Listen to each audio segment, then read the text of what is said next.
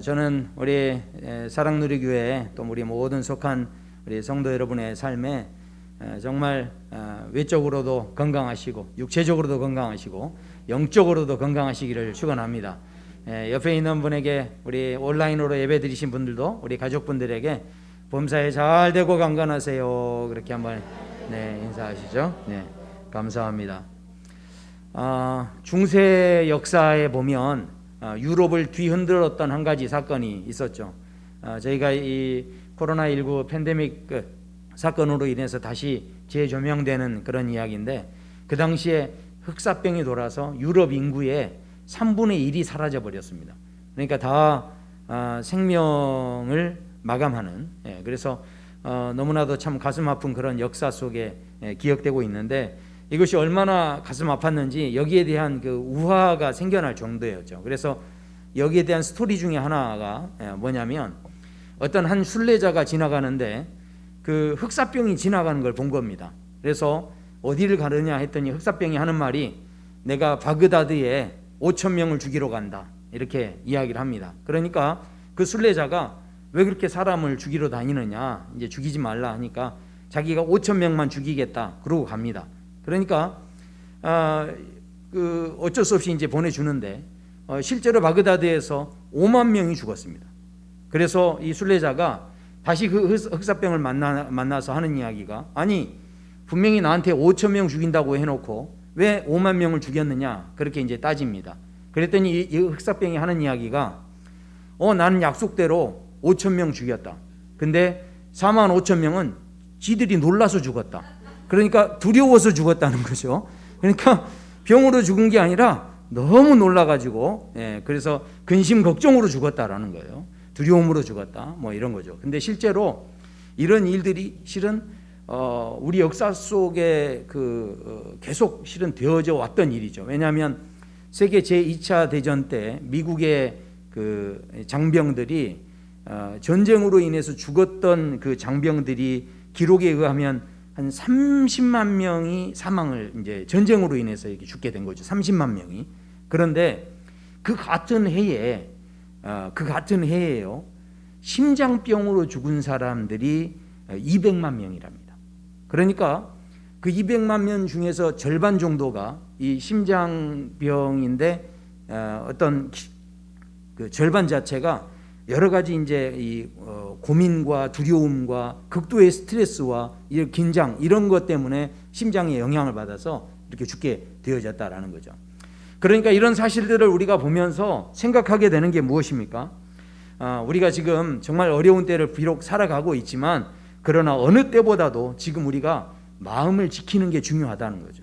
우리가 인생을 살아갈 때 우리 사랑누리교회 모든 성도 여러분의 삶이 두려움과 근심에 넘어가는 삶이 되지 않기를 소원합니다. 그 모든 것을 이겨내시고 무릇 지킬 만한 것보다 내 마음을 지키라 하셨으니 생명의 근원이 여기에서 난다 하셨으니 우리가 이 마음을 지키실 수 있게 되기를 축원합니다. 그래서 오늘 본문에서 사도 바울이 비록 자신이 감옥에 갇혀 있지만 이 사도 바울이 그야말로 격리되어 있는 그런 상황이죠. 아무것도 할 수 없는 그런 상황 속에서도 사도 바울이 무릎 꿇고 기도하기 시작했다라는 거죠. 근데 이 사도 바울이 무엇을 위해서 기도했느냐? 그 기도의 내용이 이 16절에 나옵니다. 한번 16절을 보시면, 그의 영광의 풍성함을 따라 그의 성령으로 말미암아 너희 속사람을 능력으로 강건하게 하시오며. 아멘. 우리의 속사람의 강건함을 위해서 기도했다라는 것입니다. 우리가 지금 어느 때보다도 우리 각자의 그 속사람이 강건해지도록 기도해야 할 때라는 생각을 우리가 하지 않을 수가 없다라는 것이죠. 우리가 이 강건하다는 게 뭐겠습니까? 결국은 건강하게 이제 살아간다는 것인데, 실제로 그 여러 학자들의 이야기를 들어보면 인간이 건강하게 산다는 게 무엇인지를 이렇게 정의하신 그 이야기들이 있습니다. 칼 융이라고 하는 분석 심리학의 창시자라고 하는 분인데, 이 융이라고 하는 분이 그런 이야기를 합니다. 존재에 대해서 개별화된 의식을 가진 사람이 건강한 사람이다 하는 것이죠. 쉽게 말하면 자기 자신의 가치를 알고 다른 사람과 내가 비교하면서 살지 않는 거죠. 내가 나로 내가 하나님 앞에 존귀한 사람이다. 나에게 있는 달란트가 있다 이렇게 하고 다른 사람과 나를 절대로 비교하지 않고 나의 길을 가는 거죠. 나에게 맡겨주신 사명을 따라가는 거죠. 이런 마음, 이런 의식을 가진 사람들이 실은 건강한 사람이다 이렇게 이야기했다는 것이죠. 미국의 그 심리학자이죠. 롤로 메이라고 하는 분이 이렇게 이야기합니다. 건강한 사람이라는 것은 수용성이 큰 사람이라는 거예요. 즉 마음이 큰 사람이라는 것이죠. 그러니까요, 건강하지 못한 사람은 대수롭지 않은 이야기인데도 그냥 발끈발끈하고 이렇게 이제 화를 내게 되는, 벌써 마음 상태가 불안하기 때문에 늘 그렇게 반응을 하는 거죠. 그런데 건강한 사람은 어떻다는 겁니까? 남의 충고를 들어도 그냥 아이고 감사합니다, 그런가 이렇게 하면서 그냥 그것을 그냥 받아주고 이해해주고 이렇게 넘겨주는 그런 넓은 마음이 있다라는 것입니다. 여러분이 아마 잘 아실 텐데 심리학자 에리 프롬은 그런 이야기를 합니다. 생산적인 생각을 하는 사람이 건강한 사람이다. 그러니까 자기만 건강하고 끝나는 게 아니라, 나만 행복하고 끝나는 게 아니라 다른 사람에게까지 그 행복을 이렇게 느끼게 하고 나눠줄 수 있는 사람이 행복한 사람이다. 이 학자들의 이야기 속에 공통점이 하나가 있습니다. 그게 무엇이냐면 다 어떻다는 겁니까? 건강이 그저 외적인 육신의 건강이 아니라 그 건강이 다 마음과 의식 안에 있다는 거죠. 내 마음의 상태와 그 의식이 어떠냐에 따라서 그 사람의 건강의 촉도가 나눠질 수 있다는 것을 말씀합니다. 우리는 흔히 그런 이야기 하죠. 아유, 그래도 몸이 건강해야 마음도 건강하지 이렇게 이야기합니다. 그러나 하나님의 말씀에서도 그렇게 이야기하지 않습니다. 하나님께서도 고린도전서 4장 16절에 이렇게 말씀하죠. 한번 같이 읽어보실까요? 그러므로 우리가 낙심하지 아니하노니 우리의 겉사람은 낡아지나 우리의 속사람은 날로 새로워지는도다. 아멘. 우리의 겉사람은 낡아지고 비록 늙어지고 주름도 생기고 뭐 이렇게 되지만, 그러나 우리의 속사람은요 얼마든지 젊어지고 새로워지고 생기 있어지고 가면 갈수록 그렇게 되어질 수 있다라는 것이죠. 그러니까 인생의 삶에 대해서 굉장히 역설적인 그런 말씀을 하나님께서 하시는데, 그렇기 때문에 우리가 인생을 살아갈 때 절대로 육신 따라 육신이 내 삶을 끌고 가게 하면 안 된다는 거죠. 내가 비록 좀 어려워도 그러나 내 마음이 나를 끌고 갈 수 있게 해야 한다는 것입니다. 그래서 오늘 말씀에 이렇게 말씀하죠. 너희 속사람을 능력으로 강건하게 하시오며. 이 기도가 필요하다는 거죠. 자, 강건하다는 게 뭐겠습니까? 강건하다. 내 속사람을 그러면 능력으로 강건하게 해야 되는데, 이 강건하다는 게 도대체 뭐냐는 거죠. 강건하다 하는 게 무엇인가? 여기 말씀해 보면 영광의 풍성함을 따라라고 이렇게 말씀합니다. 그러니까요, 우리 진짜 속사람이 강건하시려면 뭐가 있어야 된다는 겁니까? 하늘의 영광을 보실 수 있어야 내적으로 강건해진다는 거죠. 실제로요, 여러분이 뭐 잘 아실 겁니다만은 핸델이라고 하는 사람이 메시아라고 하는 그 대곡을 썼죠. 할렐루야 이렇게 하면서 이제 하는 아주 대단한 이제 곡을 썼고, 모든 오케스트라와 많은 그 성악가들이 이 노래를 할 때 얼마나 막 전율이 느껴지고 대단한 어떤 그런 광경이 펼쳐지는지 모릅니다. 그런데 이 핸델이요, 이 곡을 썼을 때 가장 경제적으로도 어렵고 가장 정신적으로도 어려운 그런 때였다고 합니다. 그런데 하나님께서 하늘의 문을 여시고 영감을 부어주시고 그 하늘의 영감을 보면서 이 핸델이 그것을 하는데요, 이 핸델이 대곡입니다. 그러니까 2시간을 연주를 해야 되는 곡이에요. 엄청난 곡이죠. 그런데 3부로 나누어지는데 일부를 6시간 만에 썼다고 그래요. 그리고 그러니까 1부가 바로 예수님의 탄생에 대한 이야기고요. 2부는 예수님의 그 순환에 대한 이제 그런 죽으심에 대한 이야기인데, 이거는 9시간 만에 쓰고요. 나머지 부활과 영생에 대한 이야기가 3부로 나오는데 그거는 3시간 만에 그걸 썼다고 그래요. 그러니까 그 짧은 시간에 그 대곡을 썼다는 게 정말 엄청난 거라는 거죠. 근데 그게 그렇게 어렵고 힘든 자리에 있었으나 어땠다는 겁니까? 하늘의 영광이 보여지니까, 하늘의 영감이 임해버리니까 그 사람 안에서 그런 지금까지도 그 곡을요 연주하는 걸 듣고 그때 당시에 국왕이 너무 깜짝 놀래 제자리에서 일어나서 그걸 음악을 듣게 됐고, 그래서 그게 전통이 돼서 지금 이 할렐루야, 메시아의 할렐루야가 연주될 때는 모든 사람들이 기립을 해서 이제 지금 그 음악을 감상을 하죠. 그러니까 생각해 보십시오. 성경에 보면 스데반 집사도 마찬가지였죠. 스데반 집사가 복음을 전하다가 그 자기를 핍박하는 사람들이 돌로 자신을 쳐서 죽이는 그런 상황 속에 있었을 때 얼마나 고통스럽고 그 돌에 맞을 때 얼마나 아픔이 컸겠습니까? 그런데도 불구하고 이 스데반 집사가 무릎을 꿇고 그 돌을 던지는 사람들 앞에서 얼굴이 천사와 같았고 그 마음이 천사와 같이 변했다라는 것이죠.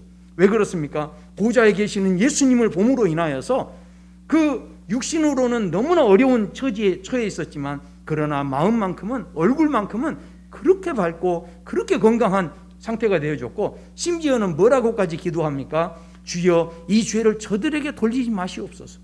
어떻게 기도를 해도 이런 기도를 할 수가 있습니까? 주여 저 원수들 기억해 주시옵소서, 이런 기도가 아니었고, 기도를 해도요 맞아 죽는 순간에도 그들을 축복하는 기도를 할 수 있는 그 정도로 영적으로 건강한 삶이 되었다는 거죠. 근데 그 모든 것이, 그 힘이 어디서 나왔느냐? 하늘을 바라보고 하늘의 영광을 체험하는 데서부터 그 힘이 생겨졌다라는 것이죠. 자, 그렇기 때문에 오늘 우리가 다시 한번 이 말씀을 볼 때 사람이 정말 건강하게 산다는 게 뭔가 우리는 다시 한번 생각해 보게 되는데, 사람이 병들면요 일단 입맛이 떨어집니다. 먹을 게 아무리 많아도 실은 이게 먹고 싶은 마음이 생기질 않는 거죠. 하지만 건강한 사람은 무슨 음식을 먹든지 다 소화를 시키는 거죠. 이게 영적으로도 마찬가지다는 것이죠. 병든 심령은 어떻습니까? 10분만 앉아 있어도 졸음이 오고요, 막 딴 생각이 나고 온몸이 막 쑤시고, 아이고 막 머리도 간지럽고 막 이렇게 이제 긁어댑니다. 심령이 병들면요 몸을 막 이리저리 꼬기 시작하고요, 막 몸을 비틀고 이렇게 되는 거죠. 마음의 상태가 실은 우리가 이 정말 뭔가에 집중하는 마음이 있으면 그럴 수 있는 게 아니죠.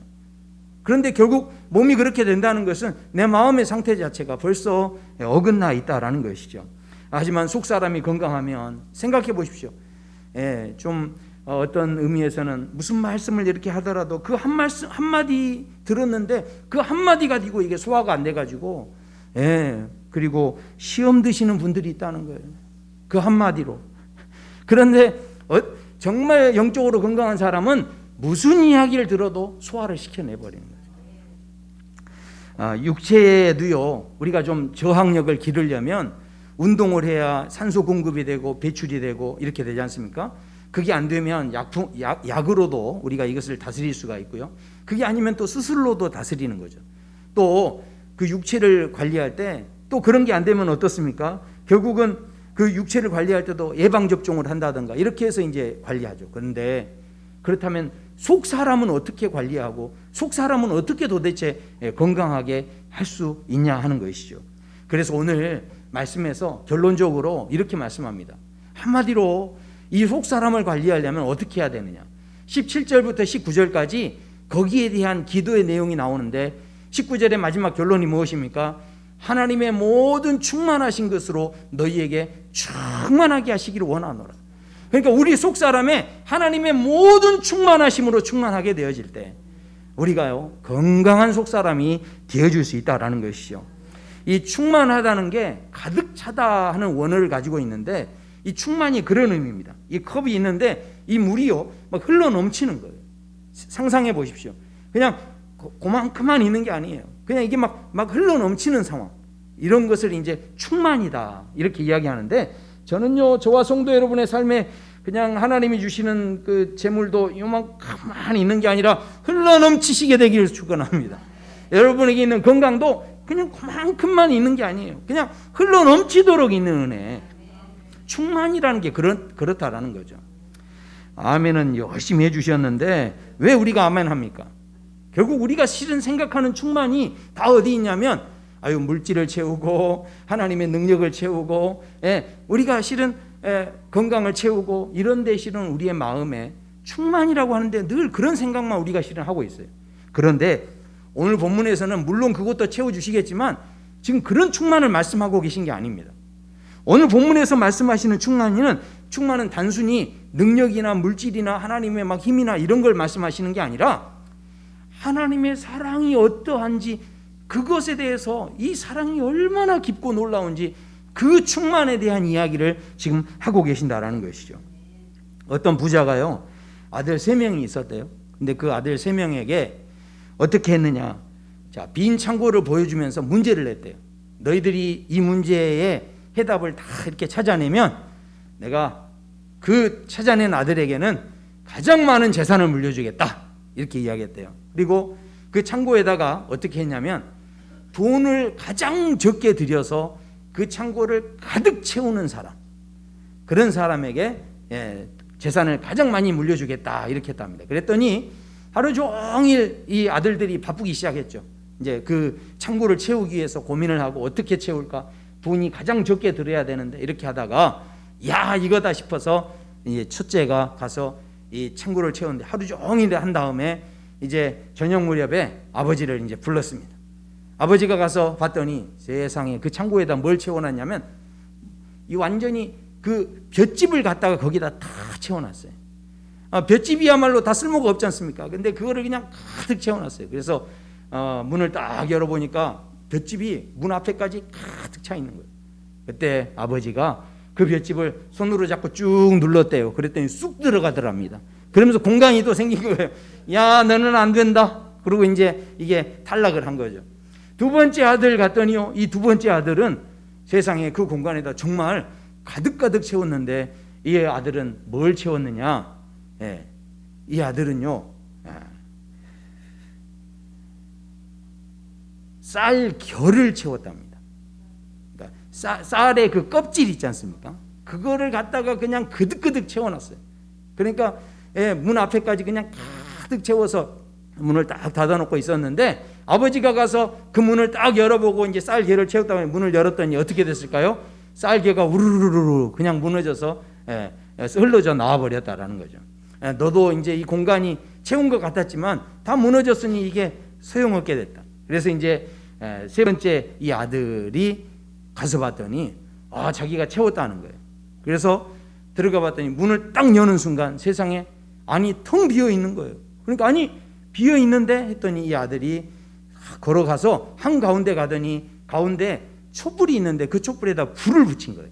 그러니까 이 불이 딱 붙으니까 그 창고 안이 컴컴했는데 이 빛이 딱 들어오니까 모든 창고 안에 빛이 가득 채워지고 심지어는 그 창고의 문 밖에까지 그 빛이 밖으로 쫙 퍼져 나갔다라는 거죠. 그래서 이 셋째 아들이 오래오래 행복하게 잘 살았다라는 그런 이야기입니다. 네.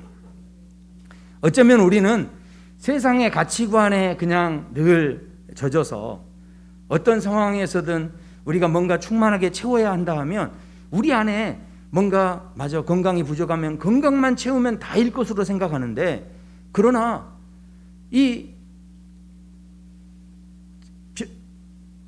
뭡니까 벼 집단을 이렇게 누르면 쑥 들어가듯이 어느 한순간에 그게 쑥 들어가 버릴 수도 있고, 벼집단처럼 우리가 물질을 채우고 또 그렇게 건강만 채우면 다일 것 같았는데, 그런데 문을 열어보니 어느 순간 그게 한순간에 와르르르 무너져 버릴 수 있는 그런 것이 될 수 있다는 거죠. 우리 우리가 인생길을 가면서 여러 가지 채운다라고 채워가고 있는 그 모든 것들이 정말로 내가 다 지켜낼 수 있는 그런 것이냐는 거죠. 아니면 한순간에 그렇게 허무하게 무너져 버릴 수 있는 것인가? 우리는 생각하지 않을 수 없다는 거죠. 그렇다면 하나님께서 겨우 그런 충만에 대한 이야기를 지금 하시냐는 것이죠. 하나님께서 말씀하시는 충만은 그런 게 아니라는 것입니다. 결국 17절에 보면 그래서 이렇게 말씀하죠.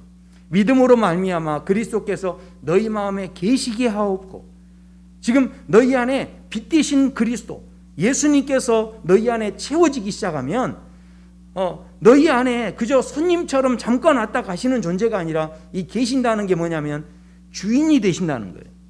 그러니까 그 뒤에 뭐라고 합니까? 심지어는 뿌리가 박혀서 그 터가 굳어지는, 예수님께서 주인이 되셔서 내 삶을 통치하시고 다스리시고 내 모든 삶을 지배하시도록 주인의 자리를 주님께 내어드리는 것, 그것이 바로 우리에게 있어서 허무하지 않을 수 있는, 빛 대신 주님을 그렇게 모시게 될 때 우리 안에 어떤 역사가 있다라는 것입니까? 진짜 충만의 역사가 이루어질 수 있다라는 것을 말씀하고 있다라는 것이죠. 많은 분들이요, 실은 이런 이제 신앙생활 하시다 보면 이런 질문들을 합니다. 아이고 목사님, 예수님 안 믿다가 죽기 전에 예수님 믿습니다 이렇게 이제 마지막에 하면 자 천국에 갈까요 못 갈까요? 애매한 이런 질문들을 하시는 분 계시는데요, 예수님 믿으면 대답은 하나입니다. 반드시 천국 가는 줄로 믿습니다. 이렇게 하면 아멘 하면 끝나면 좋겠죠. 그런데 이러면 또 물어봅니다. 뭐라고 물어보냐면, 그런데 목사님 정말 세상에서 못되게 살다가 그러다가 딱 죽기 직전에 예수님 믿습니다 이러면 천국 갈까요 못 갈까요? 그래도 대답은 한 가지입니다. 예수님 믿었으면 천국 가는 거죠. 자 그러면요, 자 이렇게 말하면 마음속에 억울한 마음이 들겠습니까 안 들겠습니까?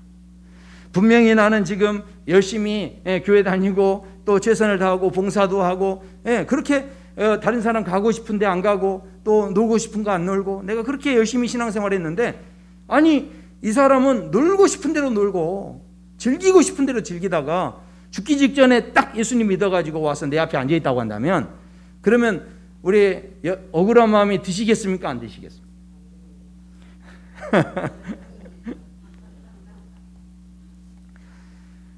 어쩌면 그런 상황이 됐을 때 우리 믿음이 좋으셔서 안 된다 하셨지만, 실은 그런 사람이 볼 때 좀 얄미운 느낌이 들 수 있고, 야, 왜 나만 이렇게 손해를 봤나 이런 생각이 실은 우리에게 들 수 있다라는 거죠. 왜 그럴까요? 그것은 바로 우리가 생각하는 충만의 기준이 실은 물질이나 뭔가 이것을 내가 열심히 하면 천국 갈 수 있다, 이것을 내가 하면 복 받을 수 있다, 여기에 우리의 기준이 있기 때문에 그렇다는 거죠. 그런데 기준을 바꿔서 사랑이 기준이라고 생각해 보세요. 그러면 이건 사건이 바꿔집니다. 왜냐하면 생각해 보십시오. 천국 가는 게 기준이 아니라 사랑이 기준이라고 한다면 무슨 일이 생기는 것입니까? 아이고 저 사람은 세상 것 다 가지고 놀고 즐기다가 그래서 죽기 직전에 하나님 믿는다고 하고 하나님 나라 왔는데 너무 안타깝다. 그 세상에서 하나님이 시간 주셔가지고 하나님하고 함께 즐겁게 살고 하나님과 동행하며 살고 하나님하고 그렇게 기뻐하면서 보낼 수 있는 좋은 시간 다 그거 누려보지도 못하고 저렇게 죽기 직전에 잠깐 믿어서 천국 갔으니 얼마나 불쌍한가, 이렇게 생각이, 이 기준이 바뀌면 이 모든 결과가 이렇게 바꿔질 수 있다는 거죠. 좀 이해가 안 되시는 분을 위해서 제가 한 가지 더 말씀드리면, 실제로 목회하다 보면 우리 성도님들 중에서 그렇게 말씀하시는 분이 계세요. 주일학교나 청년부에 와서 이렇게 청년들이 막 교회에서 막 활동하고 봉사하고 또 주일학교 애들이 여기 와서 막 발표하고 이런 걸 보면요, 그러면 아유 목사님 저는요 저게 너무 부러워요. 내가 왜 저 때 하나님을 못 만나가지고 내가 그렇게 젊었을 때는 다 방황하고 내 마음대로 그렇게 살다가, 물론 지금이라도 하나님 만난 게 너무 감사하지만 내가 젊었을 때 하나님 만났다면 내가 정말 저렇게 하나님 찬양하고 그렇게 하나님 청년 생활을 그렇게 내가 보냈을 텐데 내가 그런 시간을 보내지 못한 게 너무 안타까워요. 이렇게 말씀하시는 분이 있다라는 거죠. 사랑하는 성도 여러분, 분명하게 우리 하나님은요 우리의 부족함과 결핍을 채워주시는 하나님이신 줄로 믿습니다. 그런데 중요한 것은 무엇입니까?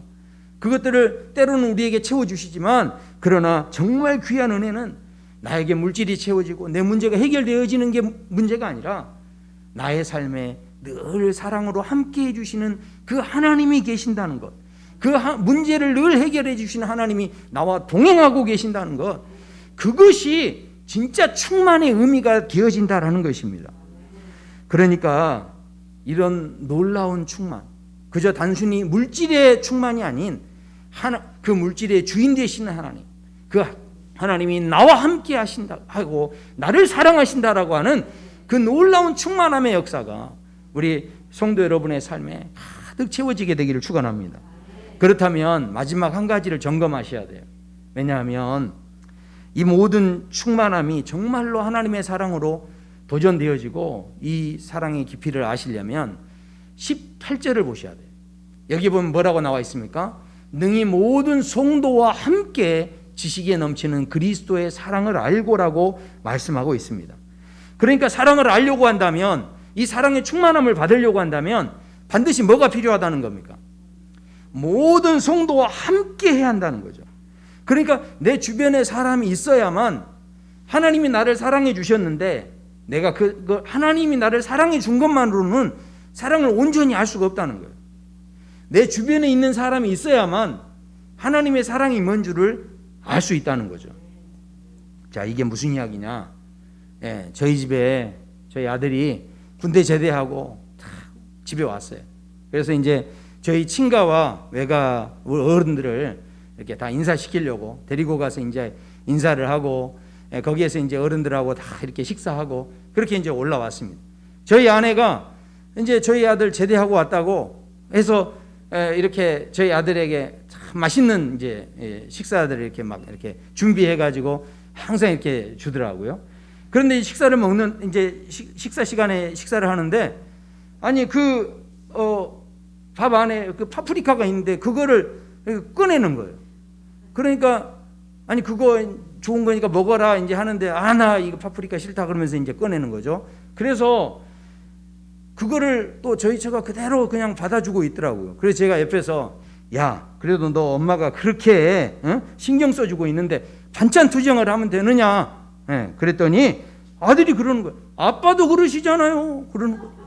아니 그래서 제가 이야기했죠. 아니 내가 언제 그랬냐? 나는 너희 엄마와 결혼해서 내가 한 번도 반찬 투정을 해본 적이 없다. 여러분 보세요. 제가 반찬 투정하게 생겼습니까? 제가 반찬 투정해 본 적이 없다. 제가 이제 그렇게 이야기를 했죠. 그랬더니 저희 아들이 하는 이야기가, 아니 아빠도 엊그제 할머니 집 가서 고기 안 먹는다고 남겼잖아요. 나도 우리 집에서 그러는 거예요. 그렇게 이야기하는 거예요. 제가 가만히 생각해 보니까 정말 그랬더라고요. 제가 그 집에 가서 저희 어머니가 뭘 이렇게 자꾸 먹이려고 하니까 제가 부담이 돼가지고 저희 집에서는 그냥 안 먹겠다고 하고 그냥 먹다가도 좀 남기고 그러거든요. 근데 가만히 생각해 보니까 제가 유일하게 투정하는 데가 한 군데 있는데 보니까 저희 집이더라고요. 저희 어머니한테는 제가 그렇게 하고 있는 거예요. 제가 그런 제 모습을 보면서, 저희 어머니한테 그 사랑을 받을 때는 몰랐는데, 네, 죄송합니다. 받을 때는 몰랐는데, 제 아들이 저희 집에 와서 저희 집에서 그러는 걸 보면서, 이게 이런 거였구나. 이게 이런 거였구나. 그러니까 받기만 할 때는 몰랐어요. 받기만 할 때는 받는 것으로 좋아하고 받는 것으로 기뻐하고, 그렇지, 맞아, 이렇게 이 정도 투정은 받아주시지, 그러면서 받는 것이로만 이 사랑이 전부인 줄 알았는데, 직접 그 사랑을 이렇게 나누어 주는데 그 아들의 그 반응을 보면서, 받는 사랑이 아니라 주는 사랑에 이런 게 있었구나. 그래서 그런 거구나. 받기만 하다가 주는 걸 하면서, 받기만 하면 전혀 몰랐던 것들을 보기 시작하고 느끼기 시작했다는 거죠. 생각해 보십시오. 우리가 분명히 지금 하나님의 사랑을 안다라고 하고 지금 하나님의 사랑이 충만하다라고 이야기하고 있지만, 그러나 하나님의 사랑이 내가 늘 받기만 하는 사랑이다 보면 진짜 하나님의 사랑을 실은 절반도 모르는 게 될 수도 있다라는 거죠. 마태복음 18장에 보면 1만 달란트 빚진 사람이 있는데 이 사람의 빚을 다 없애줍니다. 얼마나 기뻤겠어요. 그런데 이 사람이 가다가 자기에게 빚진 사람 100데나리온 빚진 사람의 멱살을 잡습니다. 주인이 그걸 보고 그 사람을 호되게 나무라죠. 1만 달란트가 아까워서 그랬을까요? 그게 아닙니다. 왜 그 사람에게 단호하게 나무라시고 단호하게 책망을 하셨을까요? 결국은 받기만 하는 사랑은 제대로 된 사랑을 이해할 수가 없다는 거예요. 내가 받은 사랑으로 그 100데나리온 빚진 사람에게 사랑을 조금이라도 나누기 시작하면 그때부터 주는 사랑이 뭔지를 깨닫기 시작하고 하나님의 사랑이 이해가 되기 시작하고 하나님의 사랑의 넓이가 얼마한지, 길이가 얼마나인지, 또 높이가 얼마나인지, 그리고 그 깊이가 어느 정도인지 이 사랑을요 받기만 하면 몰라요. 그러나 이 사랑을 내가 자꾸 실천하다 보면 그것을 흘려보내다 보면 그것이 얼마나 깊은 것이었는지 그때 비로소 알게 된다는 것이죠. 하나님께서 우리에게 여러 가지 말씀을 주시죠. 용서했으면 좋겠다. 사랑했으면 좋겠다.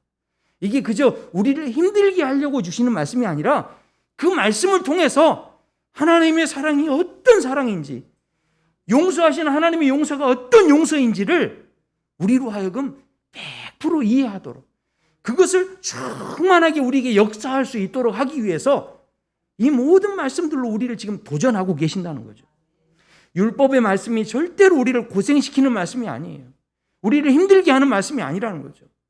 그 말씀을 통해서 그저 받기만 하는 사랑 속에 그냥 빠져 사는 게 아니라 주는 사랑을 이해함으로 말미암아 정말 하나님의 놀라운 역사를 경험하는데요. 이 말씀을 한번 보세요. 그래서 오늘 말씀의 결론에 우리 가운데서 역사하시는 능력대로 우리가 구하거나 생각하는 모든 것에 넘치도록 능히 하실 이에게, 이 말씀이 지금 단순히 우리에게 물질을 채워주고 건강을 채워주고 우리에게 복을 주시고 지금 이런 이야기가 아닙니다. 이 말씀이 어떤 이야기입니까? 내가 하나님의 받은 사랑으로 그것으로만 그치지 않고 내가 그 받은 사랑으로 남에게 나누기 시작하고 하나님 말씀대로 도전하기 시작할 때 그 사람이 하나님 앞에 뭔가 필요해서 구하기 시작할 때 우리 하나님께서 어떻게까지 하신다는 거예요. 생각하는 것까지 보셔서 그 사람에게 넘치도록 역사하신다. 그냥 그만큼 역사하는 게 아니라 넘치도록 그 사람 속에 역사하시겠다. 내 힘으로 어떻게 사랑합니까? 내 힘으로 어떻게 다 용서합니까? 그러나 내가 그 마음을 갖기만 해도 그 안에서 실제로 역사하시는 분은 누구시라는 겁니까? 하나님이 역사하신다는 거예요. 하나님께서 우리에게 넘치도록 역사하시는 그 놀라운 은혜가 우리에게 있게 될 것이다 하는 것을 말씀하고 있습니다. 오늘 다시 한번 소원합니다. 우리 사랑누리교회 모든 성도 여러분의 삶에 속사람이 더 강건해지시기를 축원합니다. 물론 겉사람도 건강하시기를 소원합니다. 우리의 삶의 자리에 이 넘치도록 역사하시는 정말 이 하나님의 모든 충만함이 무엇인지를 깨달아 알고 그 넓이와 길이와 높이와 그 깊이를 더 많이 알아가시는 그런 복된 삶이 되시길 축원합니다.